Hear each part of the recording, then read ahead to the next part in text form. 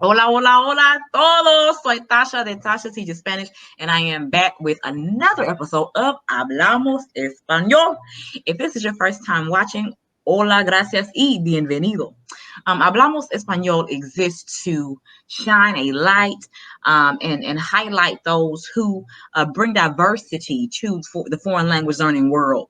If you're a person who's melanated, I don't like person of color, or minority, but if you're a melanated individual and you've ever been in a foreign language class, you may have looked around and noticed, I'm the only one here. At least that's been my experience. And so oftentimes the world doesn't see us in spaces where it's time to learn another language, and we don't see ourselves. So a lot of us end up thinking it's not for us. Pero estoy aquí para decir, sí, es para nosotros y podemos hacerlo. Tonight, we have with us Harry Gilliard. I'm so happy. I'm so honored. Thank you to Brennan Baldwin for the connection. We have Harry Gilliard with us tonight. Hey, Harry. Hey, how you doing? I'm doing all right. I'm here. I'm alive. But what we're going to do, guys, to you, the audience, the first part of each episode, the guest introduces themselves in Espanol. So this gives you the opportunity to test out your Spanish. What do you know? What do you not know? What do you think you know? Because at the end of the day, most of us know a little more than we give ourselves credit for or realize. So let's put that to the test. I'll be asking Harry a series of questions in Espanol. He'll be responding in Espanol. At the end, we'll do the same introduction in English so you can get confirmation to see what you got right and wrong. All right, entonces, Harry, ¿de dónde eres? Okay, soy de Carolina del Sur. De verdad, yo soy de una zona rural en Carolina del Sur, cerca de la ciudad de Charleston. ¿Cómo se llama el pueblo?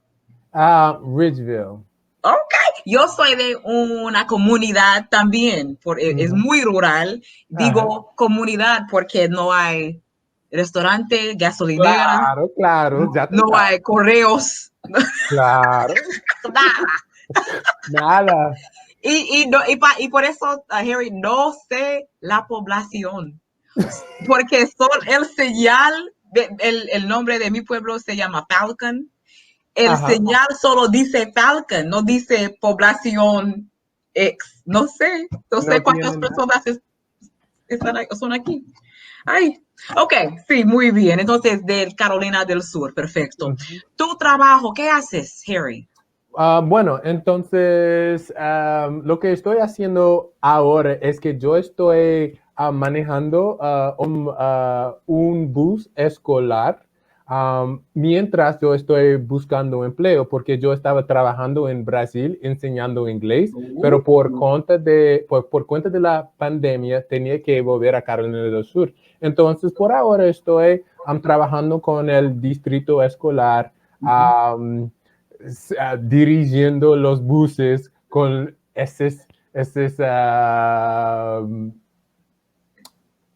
se me lo olvidó la palabra. Los escolares, los niños, los estudiantes. Los niños. Eso que te dije porque yo me acuerdo de la palabra en portugués y no en español. ¿Cómo es en portuguesa? Crianças. Crianças. Continuamos. Okay. ¿Cuáles son tus pasatiempos, Harry? En tu tiempo libre, ¿qué haces? Ok, bueno, en mi tiempo libre a mí me gusta danzar salsa, la música tropical, a mí me gusta leer, a mí me gusta conocer las ciudades y viajar, pero como ahora no podemos viajar mucho o tanto, pero así son mis pasatiempos. Entonces, y también aprender español y portugués. Entonces, yo hablo con muchas personas en América Latina vía Skype o WhatsApp, a modos de comunicación. Y en referencia al baile de salsa, ¿hay un club donde te vas o tú vas o bailes en la casa?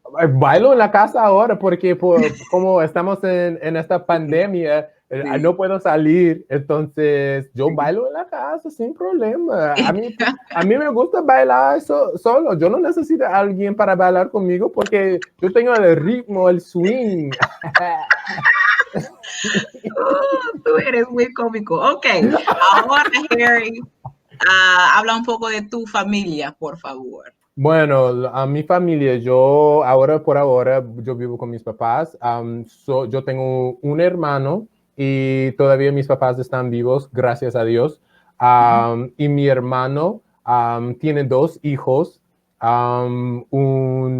Entonces mis sobrinos son Sara y Sebastián, Sara tiene casi 4 años y Sebastián tiene 1 año y 6 meses.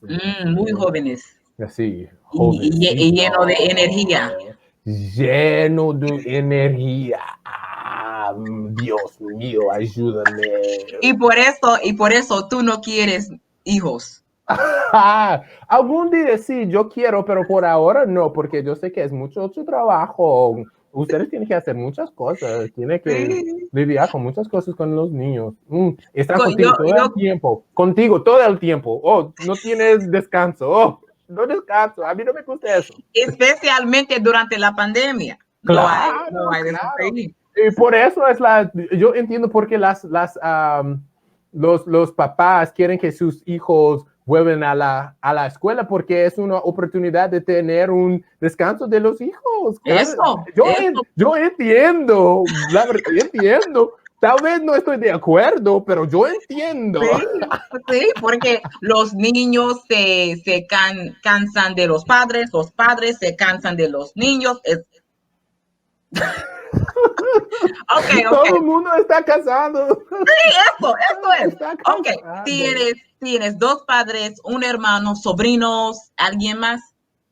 No, eso es mi familia. Y la mujer de mi hermano, sí. Ok, muy bien. Entonces, tú eres el mayor o el menor. Yo soy el mayor. Mayor. Ok, la última pregunta, hay 2, las últimas preguntas. ¿Tu canción favorita en español y cantante de Latinoamérica? Una de las favoritas, una. Ok, uno de uno de mis canciones que a mí me gusta mucho es por el cantante Joe Arroyo de Colombia, de Barranquilla, y la canción se llama Rebelión. Sí, no No le le pega la negra. no, no, no, no, no, no, no, no, no, no, no, no, no, no, no, no, no. No le pega la No, negra. no, no, no, no, no, no, no. No le Eso. pega la negra. Ajá, eso. Y como cantante, a mí me gusta Luis Enrique porque yo compré el álbum de él y tú conoces él. Yo Luis no sé Enrique. mañana, yo no sé mañana. ¿No No, conoces esa no canción? conozco Luis. Luis Nicaraguan singer. Enrique. I don't know nobody from Nicaragua, baby. I never heard of him. Really? Sí, de verdad. Pero Esa a mí, canción es bien pero popular. Tienes que escucharlo. dice aquí, Google dice aquí, el príncipe de la salsa. Google dijo eso. El príncipe de la salsa. Pues Entonces, Wikipedia. está bien, está bien, está bien. Entonces, pero la canción Yo no sé mañana es bien popular en América Latina. Todo el mundo sabe esa canción. Entonces, tienes que añadir a su playlist. Oh, ok. No es él. Ok, creo que hay una imagen aquí, una foto que parece familiar, Ajá. pero no, cuando yo escucho el nombre de la canción, no. Pero necesito escucharlo y aprenderlo Claro, claro. hábilmente. Estoy seguro No que vas sé a saber. mañana. Ok, Yo no sé mañana. gracias.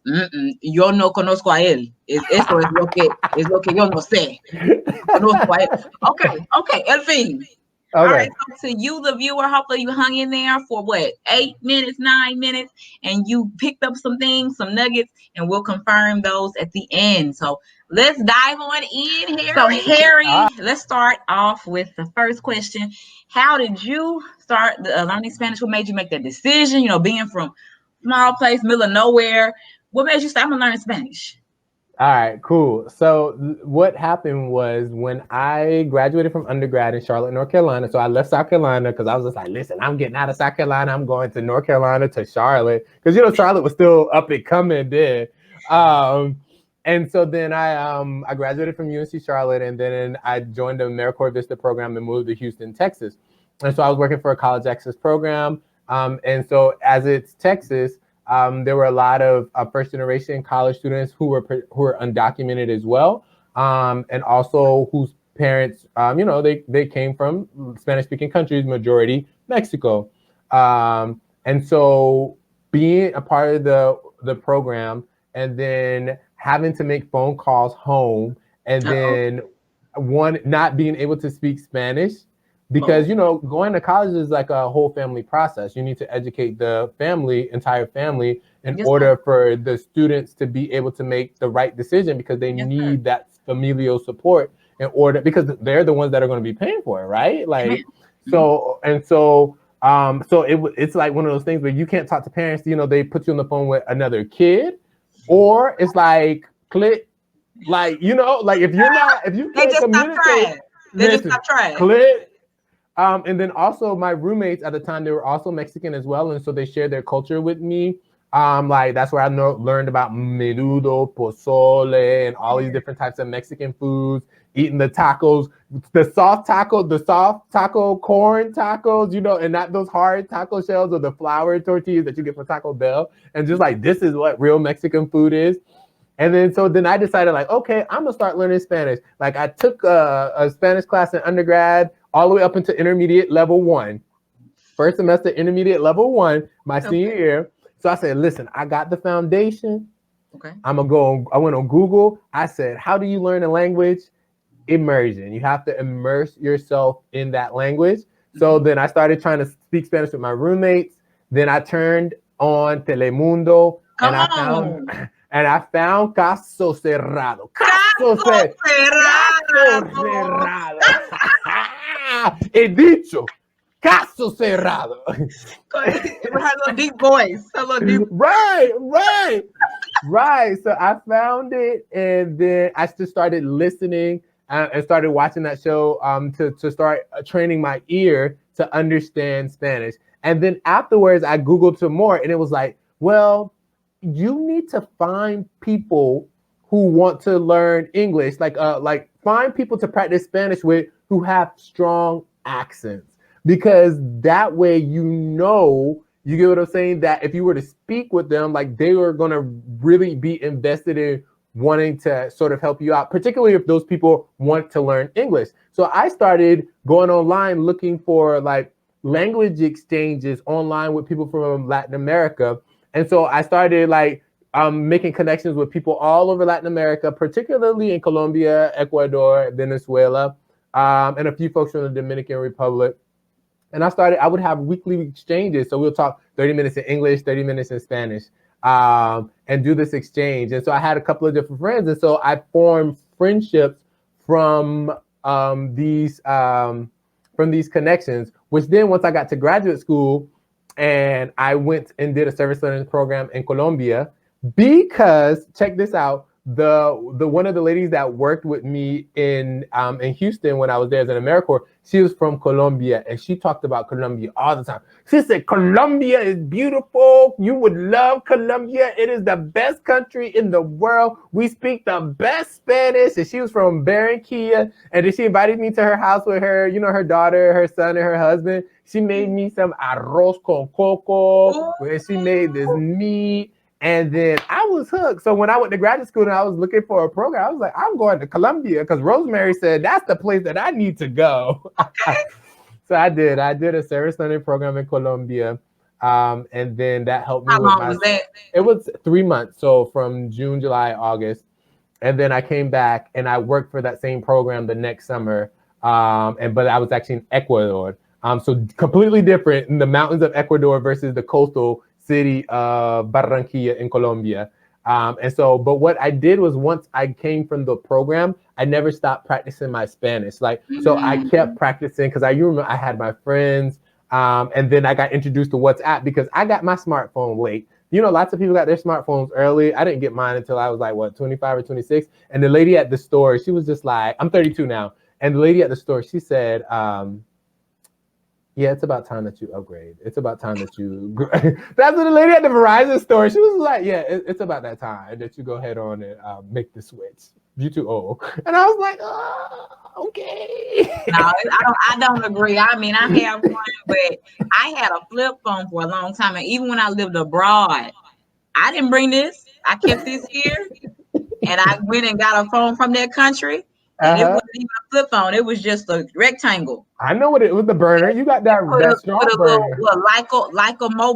Like a mobile SIM card. Go my business. So it's what I like this smartphone. It's okay. So yeah, and so from there on, like those experiences and the kept practicing, that really is what helped me to like learn my Spanish. So basically, I learned it on beautiful. my own. So you really took a huge personal initiative. You didn't sit around and wait for it to come to you. You went out and fought it. That's exactly right. You know, I was fighting for that thing, girl. I was fighting. Yeah. That is beautiful. And back, so you said it's several lines back, but you mentioned that you did take some classes in undergrad and you stopped the intermediate one. Why did you stop? So listen, you know, in undergrad they got these language requirements. So I said, okay. So my freshman year, I took beginner 1 and beginner 2, because I actually really. My first Spanish class was in 8th grade or 7th grade in middle school. And all we were doing were learning like numbers and ABCs. But I was the best one in my class because I learned them ABCs and I was trying to roll my R since the 7th grade. You understand what I'm saying? So I always had that like knack in me for wanting to like make it happen, but I also went to a small rural underfunded school, so you know how that goes as well. Oh yeah, I'm sure your school got consolidated. Listen, they did not. Mine was the only one that didn't because our community members fought to keep our school open, especially the lady, she's retired now, but one of the school board members, they fought to keep our school open because let me tell you, like my school would have been closed a long time ago. That's how they do those schools, man. That's how they do us now. But you know, but that's what it was.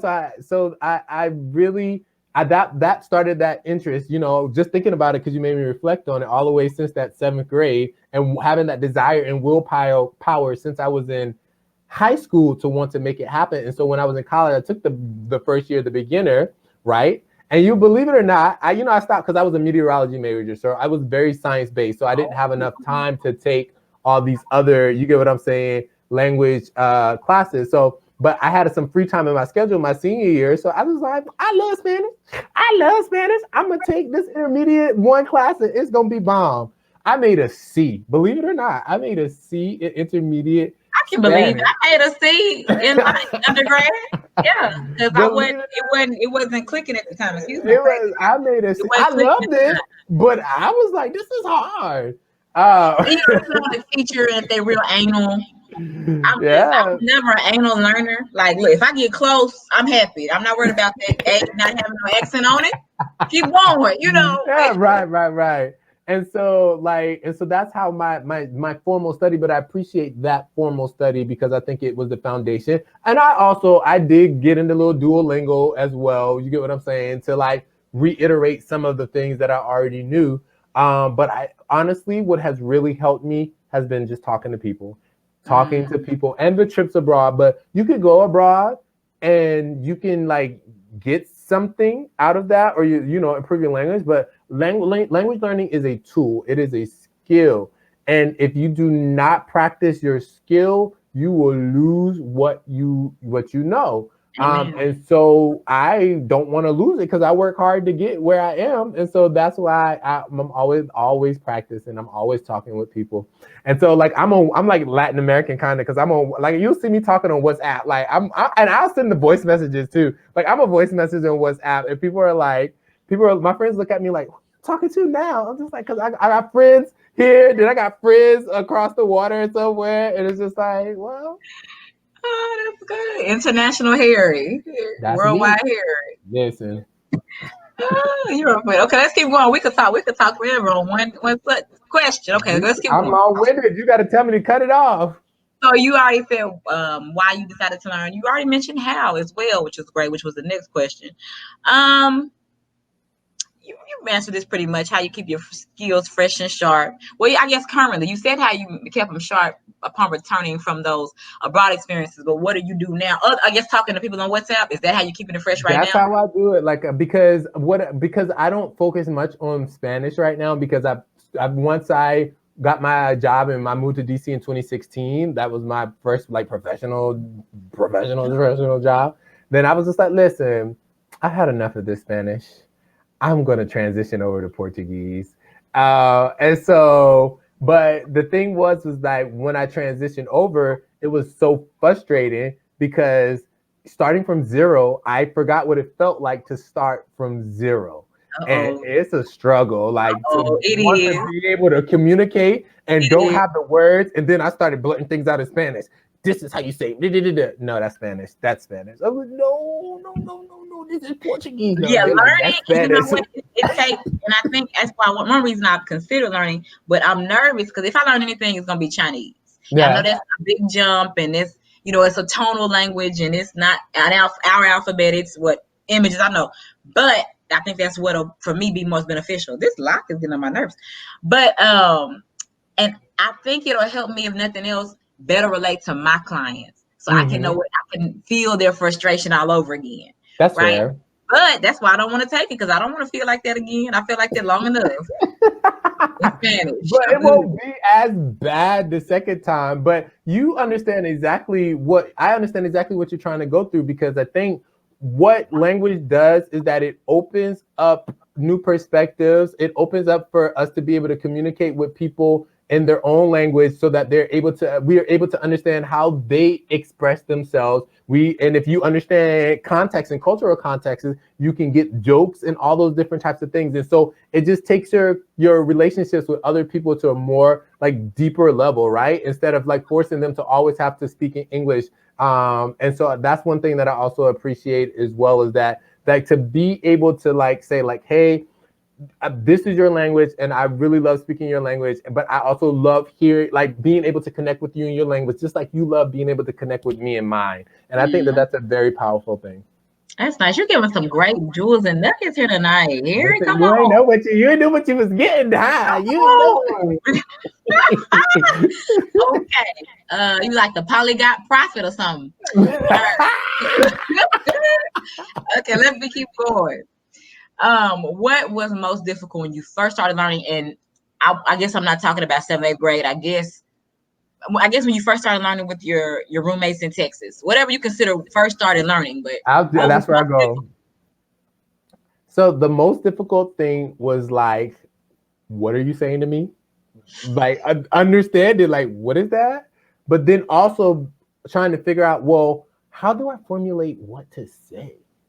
Because in your mind, you're just like, okay, I have vocabulary, but I don't know how to put the words together in a way that completely makes sense grammatically, right?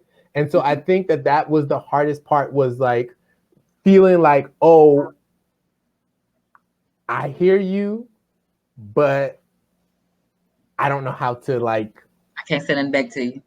yeah, put it back to you the way that it needs to.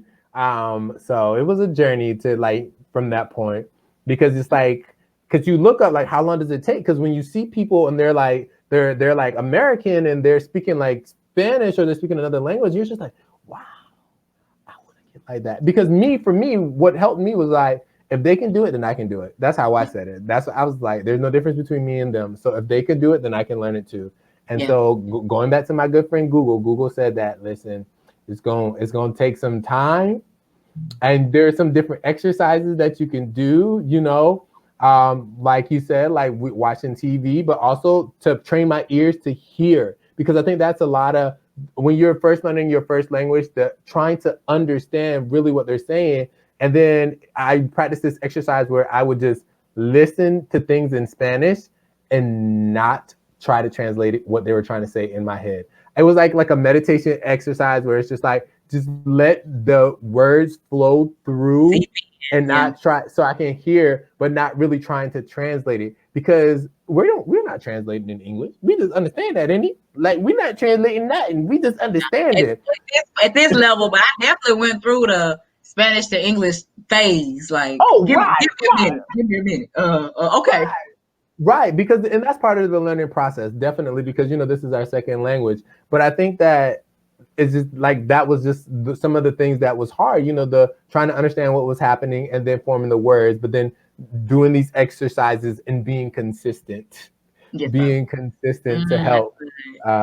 So, and then going abroad to Colombia helped so much. But the thing was that after all that preparation that I did, and I got to Colombia, and then I realized that I don't really know Spanish, because I don't understand what these people say. And that, because you don't have an escape when you go over there. The sign in Spanish, the bus stop in Spanish, the waitress in Spanish. If the help desk in Spanish, how you gonna help me? And I don't know no Spanish. You know, you don't have a choice. But with your friends in Texas, you were comfortable. You have a little Spanish here, go out into the English speaking world. Not abroad. Right. But then what even made it worse is just like, you know, I don't know, you're from the South, are you? Are you from the South as well? I'm in Arkansas. Okay, then so you're in Arkansas, so you understand that in different regions of the South, we have different ways of talking, and we have accents, right? Well, just like in Latin America, they have their accents too, and some accents are easier to understand than others. In Colombia, where I was, it was a Caribbean accent. And so we all know Caribbean accents, they're very, very difficult to understand. So, you know, I'm just like, Lord have mercy, I'm out here in this pueblo. So it was kind of like starting over. Listen, and then they slang. All right, come on. I said, listen. So, okay. And then I was in a service learning project, and I was one of the older people on the project. And so I'm with the folks, and so I had a little bit more work experience. And so, like, we're doing these community meetings, and things were getting heated, and like they're talking in Spanish and they're saying all these things, and I'm understanding, but then I'm just like, but I know what to say, but I can't say it. And I'm just like, I want to help you out, but I don't know what to do. And so I'm just like, just being that moral support, just looking, but just like cringing, because like, I want to say something. Yeah. I need to get these 2 cents in. I like that. I like those experiences. Like, I've had plenty of experiences where I didn't know what to say, or I said the wrong thing, or just a lot of those imperfect moments. And I know a lot of my students, especially you, that's the thing, when you're used to, I've never been a perfectionist, but some people come being a perfectionist, they used to always knowing stuff, and I got it. And foreign language will take you down through there. Like, you don't got it, you know? You don't. And so I think for those who, you know, are perfectionists of sorts, and I don't mean that in a bad way, but they're nervous. I've noticed a lot of my students who are like that, they're nervous to even make a mistake, sound dumb, be in an embarrassing moment. And it takes that. It takes all of that to get to, I guess, the promised land of sorts. So I get it. I look back on the experience like that, like, man, I made it through somehow. That's all you can. Really, in those moments, when I make a mistake and I learn I did, that's something I never forget. Like, okay, I'm never going to say this again. Right. I'm never going to forget that this word means that, you know. Right. Oh, yeah. Oh, no, you shouldn't say that. You shouldn't do that hand gesture. Really? That's what I mean? Like, you know, and it's for them to say, come here in Colombia. They used to do that in the community. The kids used to be like this. I said, well, why are they trying to like, what is that? They'd be like this. Right here? Like this, when they did this, they were just like that. A little animal pause. Right. But that was like, come here. Nah, I would think you tried to scratch me. No, right. And they'll be like, Harry. They'll be like, Harry. What? Yeah, that's the thing too. They talk about. After this, we're gonna go on to the next question. But that's an example of not only the language but the cultural differences. That's why it's important to learn both. So yeah, that's good. That's good here. Okay, let's keep going. All right. Is there anything that's still difficult? I know you say you kind of veered off to learn Portuguesa, but in Spanish, is there anything that's still kind of difficult? Anything that's still kind of difficult with Spanish. I think that I don't feel like I've arrived, right? So I always feel like when it comes to expressing things that are very, very difficult, I think that I still have a hard time expressing those things. And like I can always improve my vocabulary. And so I think that when it comes to having a really excuse me, when it comes to having a very deep conversation, sometimes I think that that's what's most difficult for me to have. Because, I want to sound smart and intelligent and articulate myself the way that I can fabulously articulate myself in English. Yes, sir. Using that advanced vocabulary. Listen. But, and speaking of that, I learned the hard way the difference because, I had been studying and had the academic experience, the life experience for several years. Then I ended up getting a job for the Mexican government. And that government terminology, oh no, I'm in there feeling dumb. Like, I can't even read this email. What? I ain't never heard this word, Right. You've been in that translator, the dictionary every day, 24/7. Yeah. I'm like, I know Spanish, but I ain't never seen this. And all it would be is a higher level of a regular word. So right. I get it. Okay. Next up. How would you say learning Spanish has benefited you personally, professionally, or in any other way? Great question. I would say that Spanish, one, personally, the friends across the world, like by far, right? Secondly, professionally, it's the reason why I believe I got my job at American University working with, community-based learning and different things like that, because I had that experience abroad. I had that experience working with Spanish-speaking population. And then I also believe that my Spanish experience is what motivated me to learn Portuguese, which then I applied for the Fulbright program and went to Brazil this year, but the program got cut, right, because of COVID. And so I was only there for a month, but like learning Spanish motivated me to learn Portuguese, which then influenced, part of my decision to apply for the Fulbright grant. And so that is how sort of like learning language influenced my life professionally as well. So what it has done is really open opportunities for me to connect with people all around the world. Even here in South Carolina, I was a census enumerator before I started driving. And believe it or not, in this area in Charleston, there's a large Brazilian speaking population as well as Spanish speaking population. So I was out here doing census or enumerating for the census in Spanish and in Portuguese, right? Ooh. And not thinking that, hey, I will be in Charleston of all the places enumerating in Portuguese. And so that just goes to show like the opportunities that opening up, speaking language has opened up for me. So that's beautiful. I like that. Let's see, what's next? People automatically assume that when a person speaks another language, that they're just gonna be rolling in the big bucks. I'll have people tell me once they learn that I speak Spanish. Oh, Spanish, you're gonna be making that big money. And let's say here in Arkansas, big money is 100,000 plus. Have you found this to be a common assumption that you're just, whether you were told that or you believe that, just a common assumption that you're just gonna be rich just because you speak a couple languages? What's been your experience with it? I think particularly here, I guess what family members in South Carolina, maybe it's like, okay, oh, you can speak another language, then that means that you should be able to receive more opportunities than other people, because again, there are lots of people in the area that speak Spanish. However, but I'm like, I've been looking, but I think that learning, I actually thought that as well, actually, because it was a narrative. It's a narrative that exists. And so I actually kind of thought that as well. But then once I started looking for jobs in that area and then understanding like, what do you actually like need in order to get a very, very high paying Spanish speaking job? Yeah, like court interpreter or something like that. Yeah. Right. It's just like, well, you have to have lots of training, lots of like education behind your back with that. And so I just wasn't there, like my Spanish is like a hobby. And so I was just like, okay, well, that just kind of made me realize that, well, it won't be like a major money maker for me, but it's okay because I just enjoy talking in Spanish.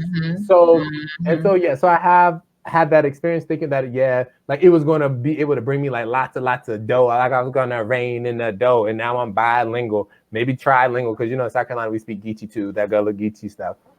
So, but I think that, just readjusting expectations and not feeling bad that even if it may not be a high paying opportunity, like the opportunity is a good opportunity to be able to impact the community, because that's when you're learning a language and you're needed to use that services, you need to use language services, because obviously there's miscommunication or there's services that somebody needs to get that they can't get unless you or somebody with your skills are able to help them with. Yeah, you're connecting cultures, or what I say, uniting communities. Yeah, through language. Yeah, you got it. You got it. Okay. How do Latinos in the U.S. respond when you start? I mean, maybe abroad, because I don't know. I don't know abroad if they could tell you weren't from there or not. But here in the U.S., how do they respond when you start speaking Spanish?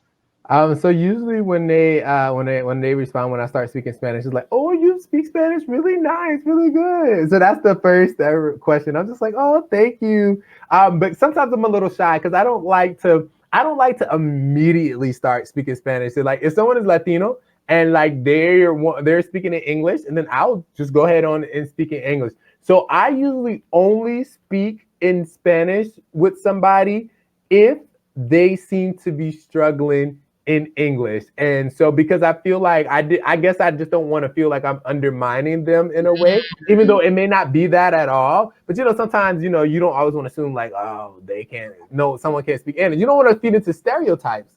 And so I only usually speak with Spanish with people when I feel like, okay, like there's something that I really need to communicate to them and they seem like they may not be getting it. But usually I'm just like, I have patience. Because, when you're doing a bunch of language exchanges, you tend to get a lot of patience because you understand like people are trying to learn and they need to be able to talk. But usually when I do start speaking Spanish, it's just like, oh, you speak Spanish really well. Like, where did you learn it from? How did you learn Spanish? Because like want to know that backstory. And so it makes you feel good when they give you compliments, because it's just like, okay, yes, it's working, it's paying off.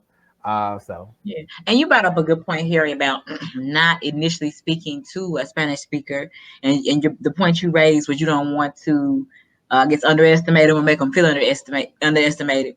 And I had to learn that the hard way, because, and I think this is common especially when you first learn, you're just so eager, you're just so excited that you learned, that you can relate. For me, I just wanted to go out and speak to anybody. If I saw somebody, hey, I know your language, I know your culture, I know your history, I know your life, I know your struggle, I know, And I'm not saying all that in Spanish, just that's what be my thought process, making me want to automatically speak in Spanish. But sometimes, I may have gotta look like, huh? Or right. And I never knew why. I didn't know if it was because they felt I was trying to appropriate the culture, maybe, or like you mentioned, assume they didn't speak. It was never that. But that is something that I tell people now. Just be cautious. And speak whenever you want to speak, but just know you may not get the best response sometimes, and That's somebody may fair. speak right back to you in English. Right. So, and I definitely hate that when I'm telling my clients, go practice. Like we'll talk about a location to go and go practice. And I'm like, oh, if the experience wasn't that great, I hate that for them. But I guess that's a part of life too, because me initially, and I guess how we're taught in school, with the textbook, all the situations in the textbook happy, everybody nice, conversation went well, but that's not real, So right. You go to the la tienda, la taqueria, la panaderia, somebody may have attitude, Right. So that's what it is. But I just wanted to expound upon that point of not talking to somebody in Spanish just because you know it. That's a good point. And sometimes though, like I would talk in Spanish, but they would still respond in English. You get what I'm saying? And so because English is my native language, and so of course I'm going to understand English better. You get what I'm saying, in a way than Spanish. But now I'm making it a habit. Like I'll ask, "Do you speak Spanish?" And so that way, and if they say yes, then I'll be like, okay, then I'll go like start in Spanish as well. You get what I'm saying? So just give them the opportunity to like let me know, so just yes, sir. That's good. be considerate. All right. Now, how do Black folks or European Americans respond? So we talked about how the Latinos respond. How do your folks respond, or European Americans here in the U.S.? How does that go? Well, if you're talking about Black people, like my family, they be like, oh, we so proud. Like she can speak Spanish and Portuguese. Like, how did and my mom and dad saw my process because I would be in the house and I'd be talking to people and they just, he always talking to somebody, always talking to somebody. But now it has really paid off, right? But like, so a lot of people, you know, particularly, they're just like, oh, wow, you can speak Spanish. Like the other day I was speaking with there was a parent that came to the bus and like I was riding with another driver and she was trying to say something to him and she couldn't get the message across. And then I said, do you speak Spanish? And he was like, yeah. And then I started speaking in Spanish, told them what the bus driver said and what time the student needed to be to the stop. And then she was just like, oh, great Spanish like that. And so it was just like one of those things where it's like, you know, people are shocked when they know that they go, oh, you can speak Spanish, right? But then afterwards, it's like, okay, cool. Like, it's no biggie. That's awesome, amazing thing that you can do that. That's nice. Harry the hero. You came in and saved the day in that situation. Look at you. Okay. Almost done. We're almost wrapping up. Okay. This is why I said you the Polygot Prophet, because you already said all of this, but I'm gonna ask anyway because it's on the list. And you can just give a small, synopsis again. What do you recommend to those who want to learn the language? All right. I got you. Recommendations for those who want to learn the language. First thing is first, you need to get, if you don't have foundation, you need to get the foundation somewhere. So whether that is a basic Spanish book, so you can learn the foundation, whether that is Duolingo. I'll give props to Duolingo with this gamification. Like if it keeps you interested, go ahead and do it, but get you some foundational materials. Secondly, get you some friends that speak Spanish. But friends, like my friends that are like second generation Spanish speakers, they speak Spanish with me, but like so their parents were Spanish, their parents immigrated, and so then they were born here. So I guess they were first generation.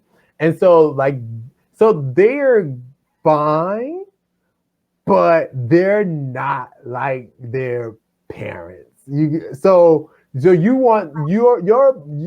fine if you have those friends that you could talk to, but you want somebody who has a thick accent. Yes, you want someone who has like a thick English accent, or so then be like, listen, they'll be okay with it, and they'll have patience with you when you're talking, because your friends will just be like, oh, I'm tired of this, and they'll just switch in English. Yeah, they're a little more Americanized, right? A person, than somebody else, right. And so I would say that as well. Consistency. Find you a good TV show, and watch your TV shows in the target language with subtitles, without subtitles. Practice that exercise, that listening exercise. I said, like the mindfulness of just really trying to listen to the language without translating, even though it's going to be hard, but it's just an exercise to practice. That's all you need to do is practice, and just being consistent and have discipline.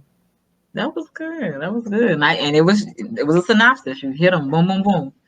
Is there anything else before we get to the introduction in English and wrap up? Is there anything else you want to add? A final word of encouragement or a funny story that happened to you, or just anything else you want to add? I will say that I really appreciated being on the show with you today, especially because you're showcasing melanated folks. Just a quick story. When I was in Colombia and I was in the pueblo, and so I'm a Black man, and a lot of my colleagues, they were not. But one thing that one of the community members who was a child, she asked me, Harry, ¿por qué eres negro y de los Estados Unidos? Why are you Black and from the United States? Because in Colombia, there are a lot of Black people too. You get what I'm saying? Yeah. And the mom had to say like, oh, well, there are Black people from the United States too. And so me being a part of that program, like represented a part of a population of the United States that's not too all represented in like travel outside of the United States or even in these service abroad programs.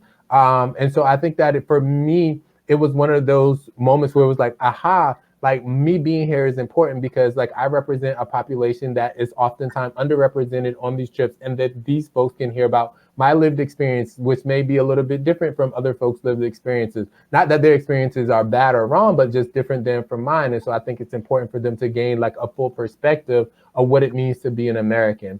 And so I think that that's the power of language, like, because if I hadn't gone abroad and I hadn't known Spanish, then I might have missed that little small thing right there. So yeah, you opened her eyes and opened her mind. Right.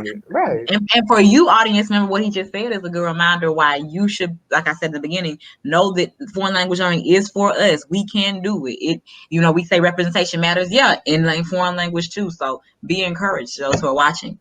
And before I get to the last part, that story made me realize, I guess, how just melanated people, period, were never represented, because it's vice versa. It's a lot of United States folks who don't even know they're Afro Latinos. I know. And so it's really vice versa.